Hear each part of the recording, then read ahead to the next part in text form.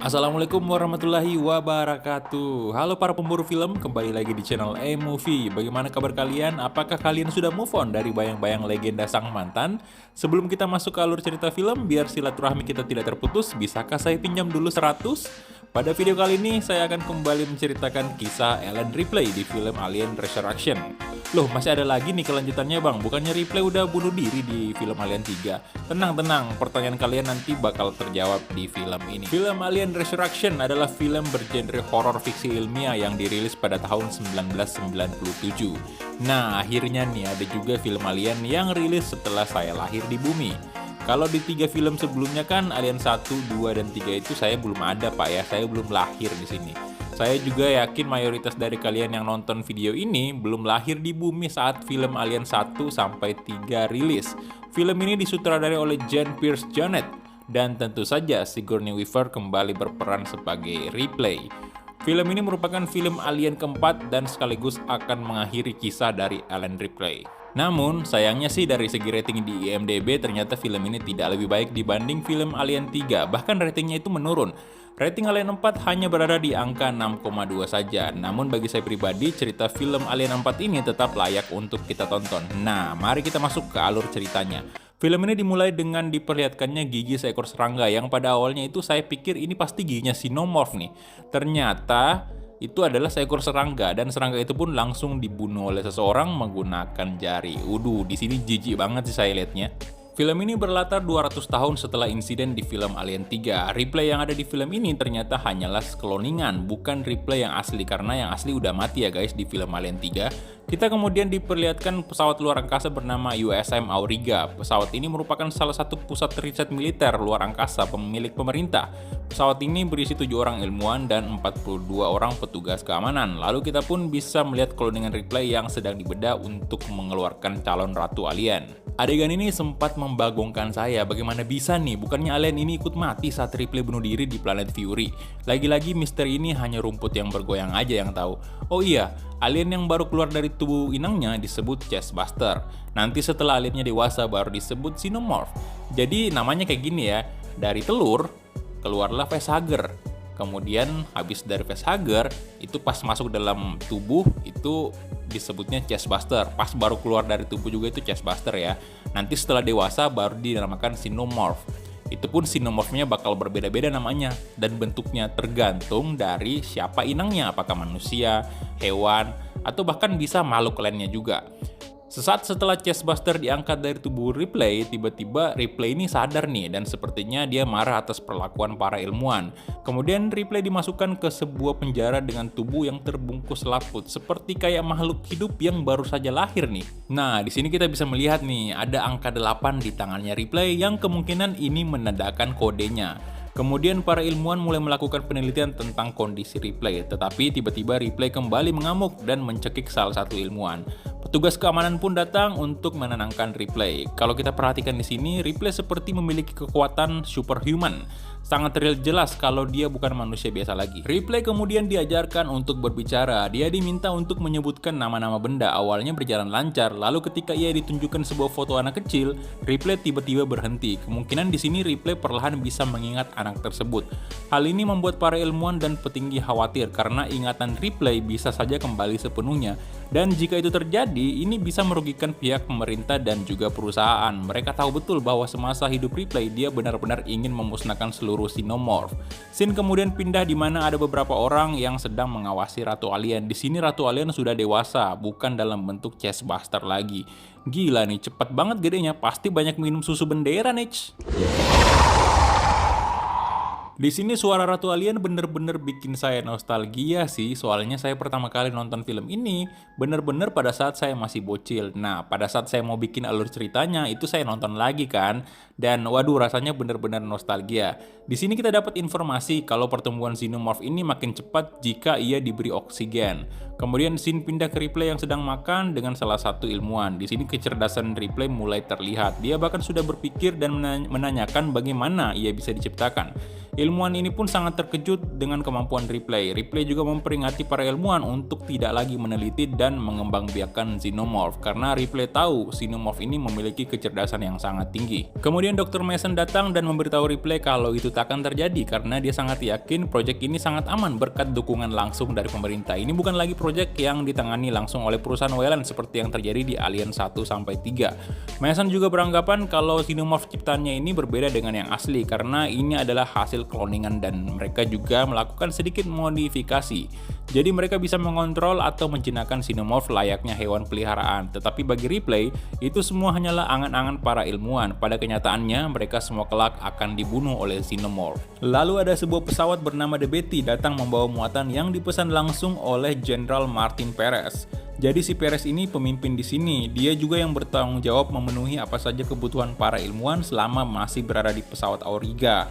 Kemudian kapten dari The Betty pun langsung dibayar cash oleh Perez, tetapi sang kapten The Betty rupanya menyadari kalau ada sesuatu yang disembunyikan oleh Jenderal Perez. Mengapa sampai ada proyek militer di sini? Dia juga sangat yakin kalau proyek yang dilakukan di sini tidak mendapat persetujuan dari anggota Kongres. Jenderal Perez tentu saja tak tinggal diam. Dia mencoba bernegosiasi untuk menutup mulut kapten The Betty tersebut dengan cara mengizinkan kapten tinggal sementara di Auriga. Dan dia bisa menikmati semua fasilitas yang ada di sini, tetapi dengan satu syarat, sang kapten dan para kru tidak boleh mendekati area terlarang di Auriga, serta tidak boleh ada keributan di sini. Kemudian Cole dan Christie yang merupakan kru The Betty mengantarkan muatan di area terlarang, tetapi mereka langsung dicegat di pintu masuk karena hanya anggota Auriga saja yang boleh masuk ke sini. Dan ternyata muatan itu berisi manusia yang diculik oleh kru The Betty. Auriga berencana untuk menjadikan mereka inang bagi Xenomorph. Di sini sudah sangat jelas ya kalau proyek ini merupakan sebuah proyek rahasia dan terlarang.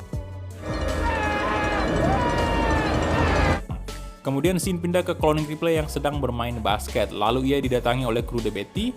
Joner yang mencoba menggoda Ripley berakhir dihajar Ripley. Lalu seorang teman Joner memukul wajah Ripley dengan besi barbel. Tetapi Ripley sepertinya tidak merasakan sakit walaupun hidungnya agak berdarah sedikit di sini ya. Di sini para kru The Betty keheranan dan mulai bertanya-tanya, siapa sih Ripley ini? Mengapa ia memiliki kekuatan yang tidak normal? Kemudian Dr. Mason datang memanggil Ripley dengan maksud menyuruhnya untuk beristirahat. Kalau kita perhatikan perilaku Ripley, di sini Ripley menunjukkan ketidakpatuhan kepada siapapun. Para ilmuwan terlalu percaya diri bisa mengontrol Ripley dan para Xenomorph. Kita juga diperlihatkan darah Ripley yang jatuh ke lantai. Walau darahnya berwarna merah, namun pada saat darahnya menyentuh lantai, darahnya ini memberikan efek seperti darah Xenomorph. Hanya saja kandungan asamnya mungkin lebih rendah. Karena jika darah Xenomorph pasti dengan sangat mudah bisa melubangi beberapa lantai di pesawat. Tetapi para ilmuwan di sini tidak menyadari soal darah Ripley. Adegan apakah ini pemirsa? Apakah kalian tahu adegan apa ini? Ayo coba tebak. Dia mendesak karena apa tuh? Walau tempat tinggal kita berbeda, suku kita berbeda, adat pun berbeda, tetapi saya yakin sebagai pejantan sejati pikiran kita sama. Tetapi tenang dulu kawan-kawan seperjuanganku, tenang dulu. Ambil napas dalam-dalam lalu hembuskan. Sebelum batang keadilan kalian berdiri tegak, di sini kita lihat dulu adegan selanjutnya. Ternyata dia cuman dipijat di kakinya, bro. Bukan lagi ngew.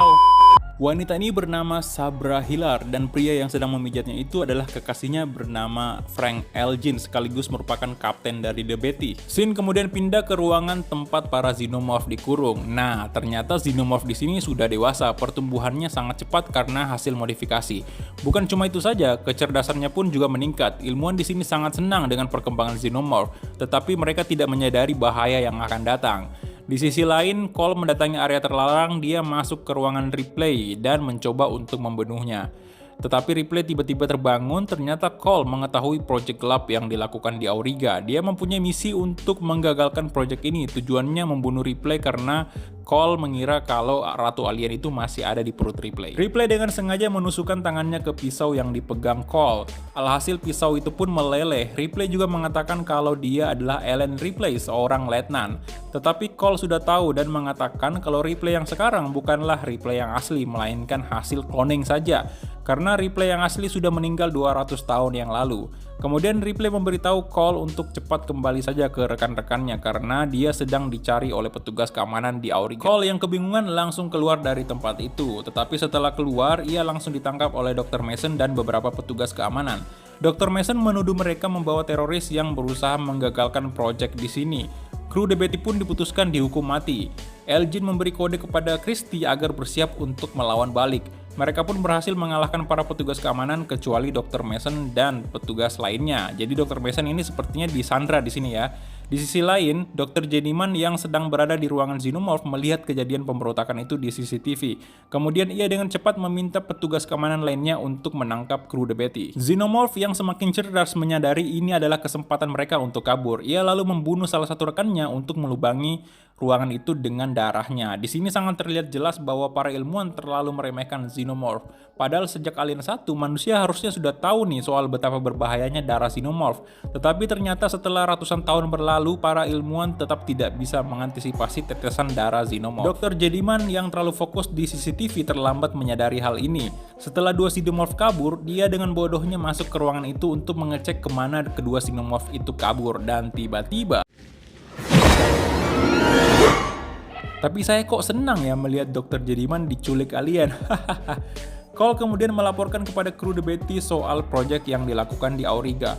Cole mengatakan bahwa spesies alien ini sangat berbahaya. Lalu tiba-tiba terdengar suara alarm dan pengumuman terjadi sebuah pelanggaran di lab level 15. Dengan cepat ada petugas keamanan datang untuk mengecek ruangan tempat alien itu dikurung. Di sini ternyata Xenomorph menunggu petugas itu masuk lalu menekan tombol pembeku untuk membekukan petugas tersebut. Wow, sungguh cerdas alien ini.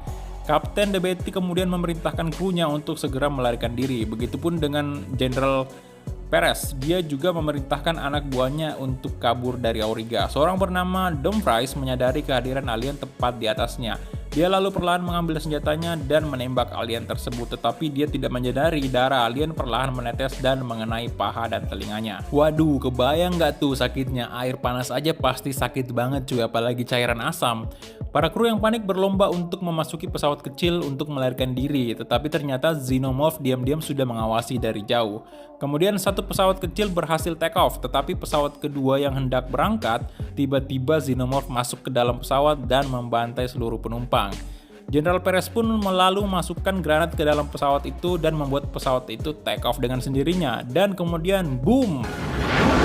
Tetapi tak disangka dan tak diduga, ada seekor Xenomorph yang datang perlahan dari arah belakang Jenderal Perez. Sang jenderal pun tewas dicocol alien.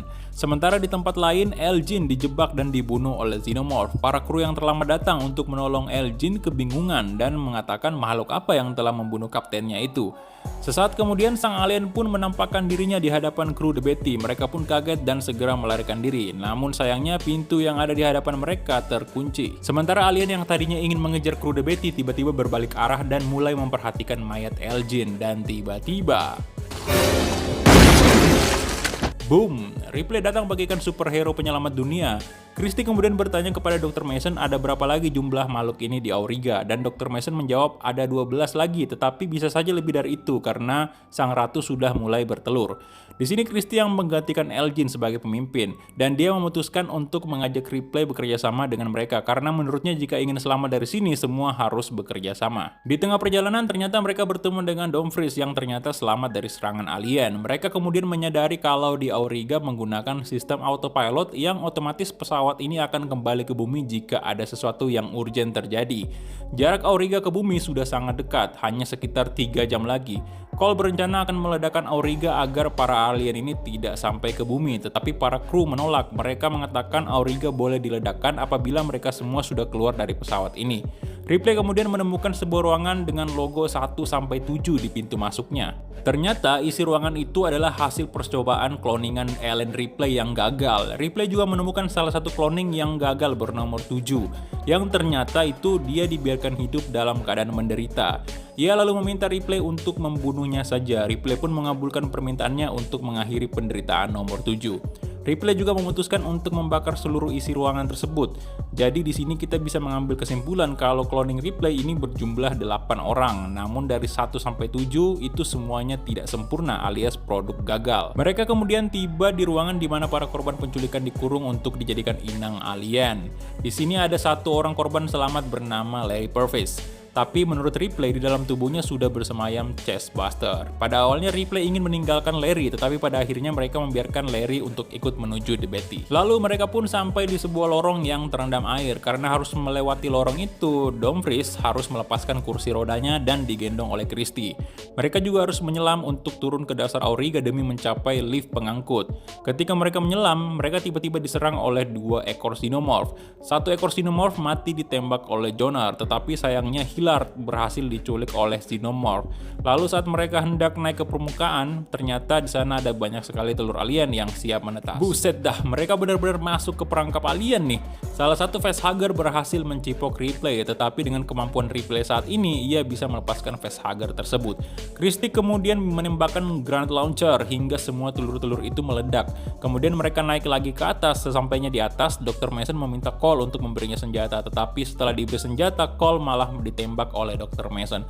Freeze kemudian menembak Dr. Mason tetapi meleset. Xenomorph yang tadinya menculik Hillar tiba-tiba keluar dari dalam air dan mengejar Christie bersama Freeze. Christie kemudian terkena cairan asam di wajahnya. Untungnya si Jonar ini berhasil menembak alien itu tepat di kepalanya. Sebenarnya sebelum Christie terkena cairan asam, dia sempat menembaki Xenomorph, tetapi saya nggak ngerti kenapa Xenomorph ini bisa menghindari tembakan Christie dari jarak sedekat itu. Christie kemudian melepaskan ikatannya dengan Freeze karena ia sadar sudah tak punya kekuatan lagi untuk bertahan, dan akhirnya Christie pun terjatuh ke dalam air. Setelah sampai di atas, pintu kemudian terbuka padahal tadinya pintu itu dikunci oleh Dr. Mason. Ternyata Cole masih hidup dan di sini juga terungkap bahwa Cole adalah android.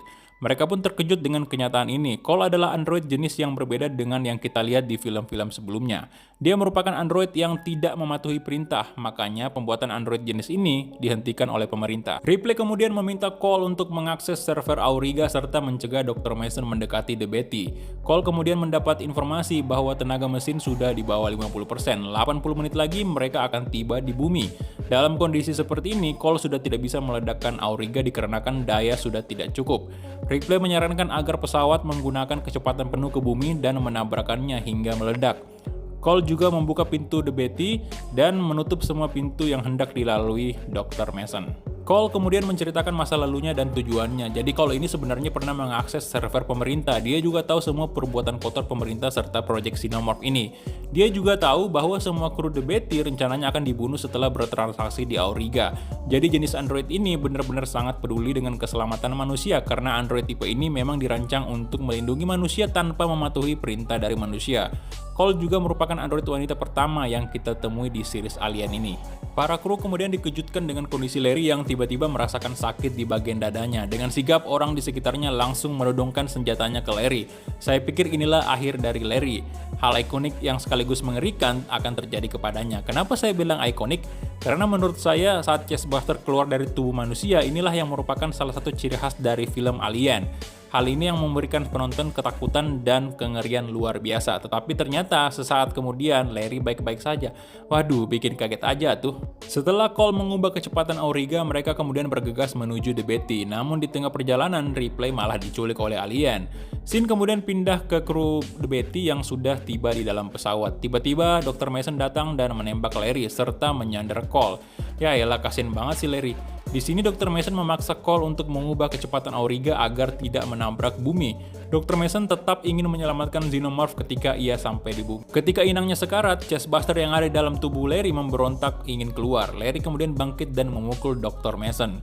Kemudian di sisa-sisa tenaganya, dia menahan Dr. Mason dari belakang dan merapatkan dadanya ke bagian kepala belakang Dr. Mason agar ketika Chestbuster keluar, kepala Dr. Mason juga akan ditembus. Sesaat setelah Chestbuster menampakkan diri, para kru pun langsung menembak tanpa henti. Wah, saya sih salut dengan aksi Larry di sini ya. Rest in peace, Larry. Dan di sini juga merupakan kematian yang pantas untuk Dr. Mason karena mengingat perbuatannya yang sangat keji. Scene kemudian pindah ke Ripley yang ditahan oleh sang ratu alien. Ternyata sang ratu ini sekarang bisa melahirkan alien baru tanpa telur dan inang. Jadi mirip-mirip lah ya dengan hewan seperti sapi dan yang lainnya, hewan-hewan yang tak bertelur.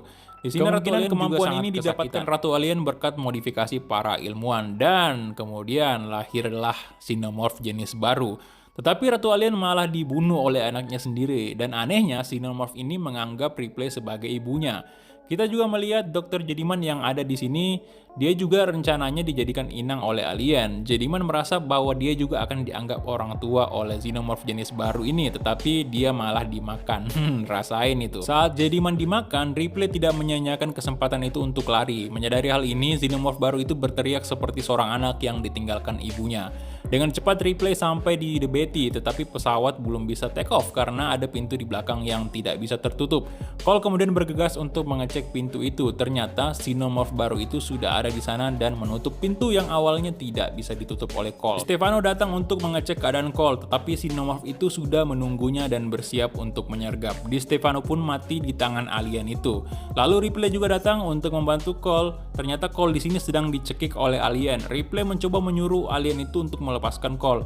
Alien itu pun menurut dengan terpaksa dia melepaskan Cole. Ripley lalu kemudian menjebak alien itu dengan melemparkan darahnya ke kaca yang ada di pesawat agar melubangi kaca itu untuk membuat alien itu tersedot keluar. Tubuh alien itu pun menempel pada kaca dan hancur hingga semua bagian tubuhnya tersedot keluar tanpa tersisa.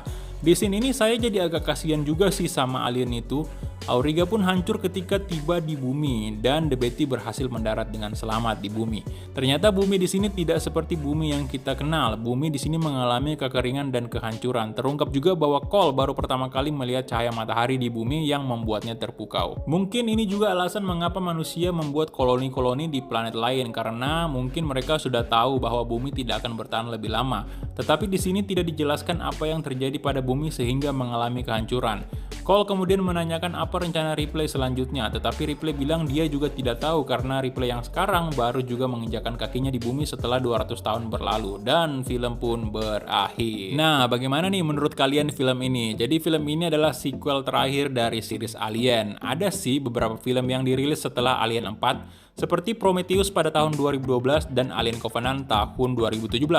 Tetapi itu adalah prequel, bukan kelanjutan dari Alien 4. Ada juga film yang mempertemukan Alien versus Predator pada tahun 2004 dan 2007. Kemungkinan saya juga akan menceritakan alur cerita dari keempat film yang saya sebutkan tadi, khususnya Alien versus Predator. Ini merupakan salah satu film favorit saya. Jadi sekian dulu untuk video kali ini. Terima kasih karena sudah menonton. Kalau kalian suka dengan videonya, kalian boleh like dan sampai jumpa di alur cerita film lainnya. Bye-bye!